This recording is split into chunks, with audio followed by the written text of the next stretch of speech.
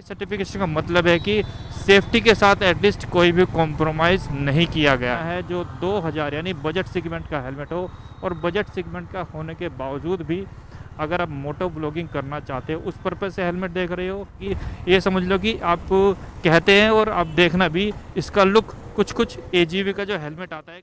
आज बाइक को वॉश किया अच्छे से।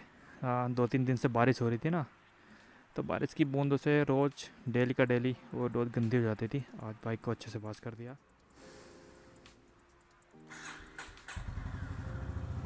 सो गाइस, इस वीडियो में बात करने वाले हैं कि अगर आप कोई बजट सेगमेंट का हेलमेट देख रहे हैं अंडर 2000, अगर आपको मोटो ब्लॉगिंग करनी है उसके लिए, या आपको मोटो ब्लॉगिंग नहीं भी करनी है और एज ए राइडर आपको कोई हेलमेट चाहिए अच्छा खासा, जो कि आपको सेफ्टी अच्छी खासी दे सके, तो उसी हेलमेट को लेकर मैं आपको आज अपना ओपिनियन शेयर करूंगा। और मैं कौन सा हेलमेट यूज़ करता हूं वो भी मैं आपको बता दूंगा, और जो मैं हेलमेट यूज़ करता हूं क्या वो लेने लायक है या नहीं वो भी मैं आपको बताऊंगा। तो चलिए अभी चलते हैं फटाफट रोड पर और एक एक करके सारे पॉइंट डिस्कस करते हैं। चलिए। So hello friends and welcome back to the channel. और आज के वीडियो में मैंने जैसे बताया कि आपको बताऊंगा कि अगर आप बेस्ट बजट हेलमेट देख रहे हैं अंडर 2000 मोटो ब्लॉगिंग के लिए, या फिर आप राइड करते हो और एक सेफ़ हेलमेट आपको चाहिए अंडर 2000, ठीक ठाक हेलमेट अगर आपको चाहिए, तो इस वीडियो में उसी के बारे में बात करेंगे। तो बेसिकली मैं बात करने वाला हूँ जो हेलमेट मैं यूज़ करता हूँ उसके बारे में, क्योंकि देखो यार, जो हेलमेट मैं यूज़ ही नहीं करता मैं उसके बारे में बता ही क्या सकता हूँ। बाकी अपने हेलमेट के बारे में मैं आपको प्रॉपर एक आपको कंक्लूज़न दे दूंगा कि क्या आपको ये हेलमेट लेना चाहिए या नहीं। तो चलिए सबसे पहले मैं बता देता हूँ कि मैं जो हेलमेट यूज़ कर रहा हूँ वो है काफ़ी फेमस हेलमेट है। बेस्ट बजट सेगमेंट की बात करें तो जी ये हेलमेट आता है वेगा की तरफ से, और मॉडल नेम है वेगा बोल्ट बनी। काफ़ी फेमस हेलमेट है, आपको पता ही होगा। तो मैंने ये लिया था जनवरी 2022 में। इससे पहले मेरे पास जो हेलमेट था वो था निंजा स्टड हेलमेट।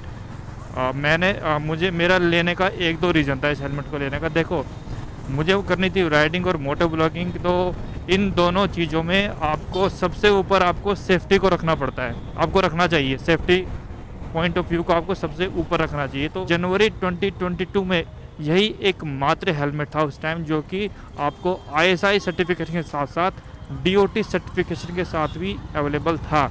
अब DOT सर्टिफिकेशन का मतलब है कि सेफ्टी के साथ एटलीस्ट कोई भी कॉम्प्रोमाइज़ नहीं किया गया है। तो इस हेलमेट को लेने का सबसे बड़ा पॉइंट मेरा यही था कि मुझे सेफ्टी अच्छी चाहिए थी। दूसरा,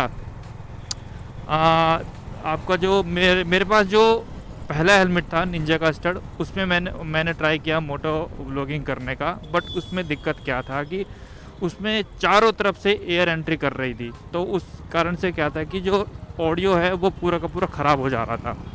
तो अब मुझे हेलमेट लेना था नया, तो मैंने रिव्यू वगैरह देखे तो डिसाइड किया कि यार बेस्ट जो बजट में है DOT सर्टिफिकेशन के साथ एक ही हेलमेट मिल रहा है, तो मैंने इसको ले लिया। हालांकि मुझे नहीं पता था कि इसका मोटो ब्लॉग में क्या एक्सपीरियंस रहने वाला है, क्योंकि मैंने पहले यूज़ किया नहीं था, तो मैं बता कैसे सकता हूँ। तो मैंने लिया था मोटा इसे सेफ्टी पॉइंट ऑफ व्यू से। बाकी रिव्यू में जो कुछ बताया वो एक्चुअल में पॉसिबल था या नहीं, वो तो मुझे यूज़ करने के बाद ही पता लगता। तो मैंने इस हेलमेट को ले लिया। अब हेलमेट को लेने के बाद मैंने मोटो ब्लॉगिंग स्टार्ट करी। ठीक है, उस मामले में भी ये हेलमेट मेरी उम्मीदों पर पूरा खरा उतरा, क्योंकि इसकी पैडिंग वगैरह काफ़ी अच्छी है। अब एक जो पॉइंट मैं आपको इस हेलमेट के बारे में बता देता हूँ कि इस हेलमेट में आपको क्या क्या मिल जाता है। बाकी आपको रिव्यू देखना है तो दुनिया भर के वीडियो यूट्यूब पर भरे पड़े हैं, वहाँ पर जाकर देख लीजिए। बट मैं आपको as a moto blogger, as a rider, इस हेलमेट का तो अपना जो एक्सपीरियंस है ऑलमोस्ट 1.5 साल का, वो मैं आप लोगों के साथ शेयर करूँगा।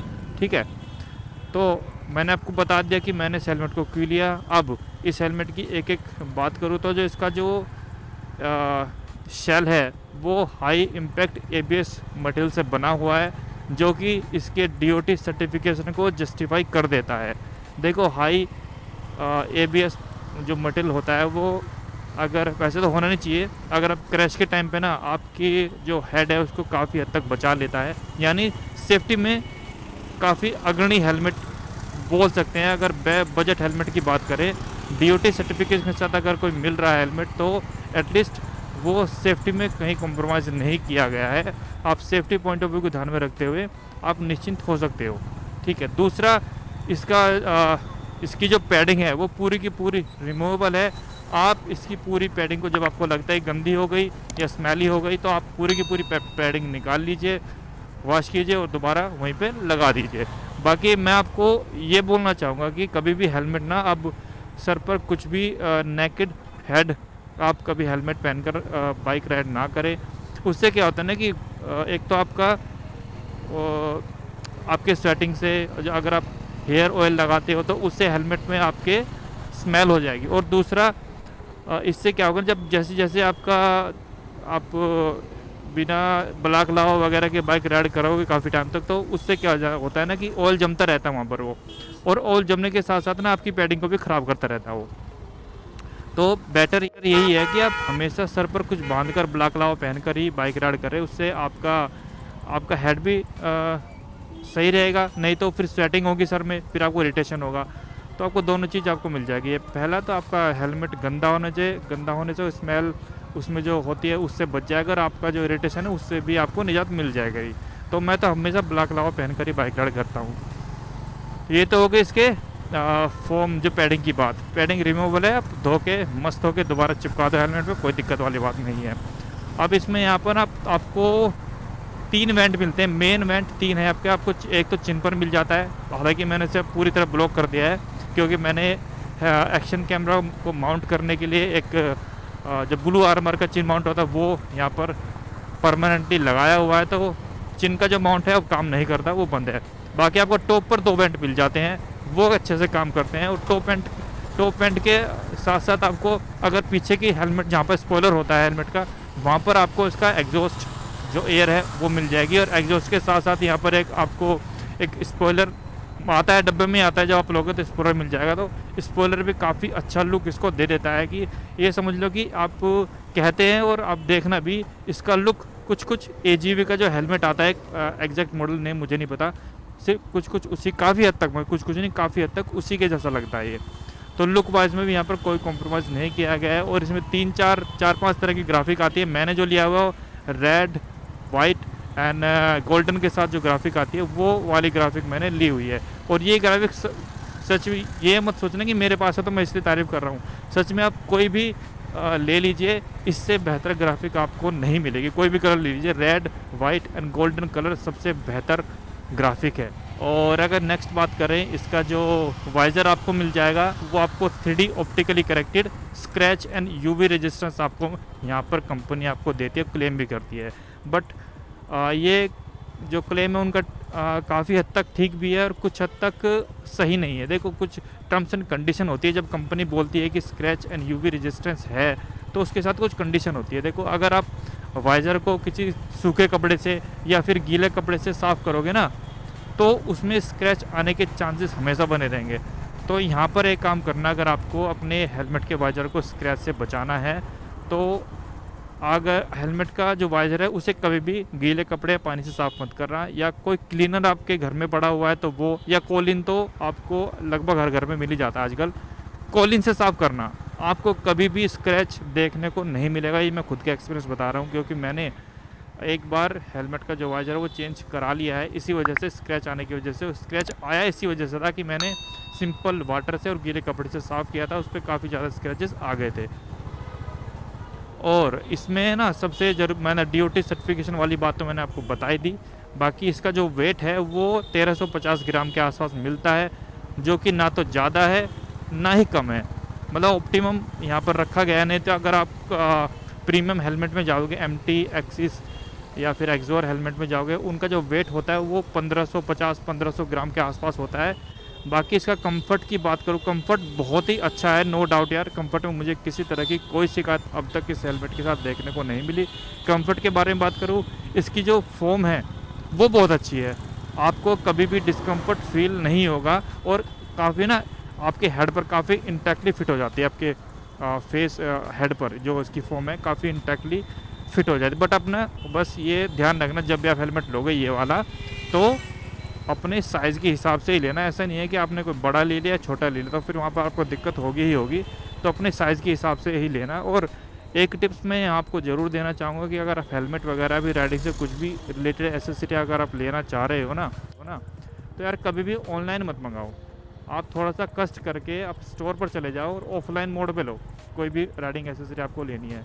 नहीं तो होता क्या है कि आप मान लो आपने हेलमेट ही मंगा लिया, कोई हेलमेट अपने हिसाब से, और वो फिट नहीं आया, आपको वापस भेजना पड़ेगा, फिर नया पीस आएगा, फिर उसमें गड़बड़ होगी, फिर आपको वापस भेजना पड़ेगा। तो यही लगा रहेगा। तो बेटर है कि जाओ स्टोर पर और अपने साइज़ के हिसाब से, अपनी कंफर्ट के हिसाब से कोई भी राइडिंग एसेसरी वहाँ से आप साथ के साथ ले लो। बार बार का झंझट ख़त्म हो जाएगा। एक और बात मैं आपको बताऊँ इस हेलमेट के साथ, अच्छी बात यह है कि अगर आप हाई स्पीड पर भी बाइक चला रहे हो ना तो आपको किसी तरह की कोई दिक्कत नहीं होती है। क्यों? क्योंकि इसका जो शेल है, शेल का डिज़ाइन, शेल का शेप कुछ इस तरह का है कि ये एयर को अच्छे से बाईपास यानी काट देता है, अच्छे से एयर को काट देता है, विंड को अच्छे से काट देता है, जिससे क्या होता है कि आपके हेलमेट पर थ्रस्ट नहीं आता है, एयर थ्रस्ट जनरेट नहीं होता है। नहीं तो अगर एयर थ्रस्ट जनरेट होता है तो उस केस में क्या होता है कि आपके हेड पर आपको पुश फील होता है, वहाँ पर आपको धक्का लगता है पीछे की तरफ अगर आपको एयर थ्रस्ट वहाँ पर जनरेट हो रहा है तो। लेकिन इस हेलमेट के साथ वो भी नहीं, और उस केस में क्या होता है कि आपको डिस्कम्फर्ट होने लगता है राइडिंग के टाइम पे हाई स्पीड पर। लेकिन इस हेलमेट की काफ़ी अच्छी बात मुझे लगी, मैंने 110 भी क्रूज़ किया हुआ है अपनी बाइक को काफ़ी देर तक, वहाँ पर भी ये बहुत अच्छे से काम करता है, किसी तरह का एयर थ्रस्ट वहाँ पर जनरेट नहीं होता है। तो कुल मिला के ये है कि यार मेरा तो 1.5 साल का एक्सपीरियंस यही रहा है कि यार ये हेलमेट काफ़ी वर्थ है। अगर आपको कोई ऐसा हेलमेट लेना है जो 2000 यानी बजट सेगमेंट का हेलमेट हो, और बजट सेगमेंट का होने के बावजूद भी अगर आप मोटो ब्लॉगिंग करना चाहते हो, उस पर्पज़ से हेलमेट देख रहे हो, तो वो भी उस हिसाब से भी हेलमेट काफ़ी अच्छा है। क्योंकि इसमें जो विंड नॉइज़ का जो है ना वो इतना नहीं आता है जितना मेरे पास जो हेलमेट था उसमें विंड नॉइज़ काफ़ी ज़्यादा था। विंड ब्लास्ट जिसे भी बोलते हैं, जो विंड नॉइज़ या विंड ब्लास्ट, इसमें इतना साउंड नहीं आता उसका।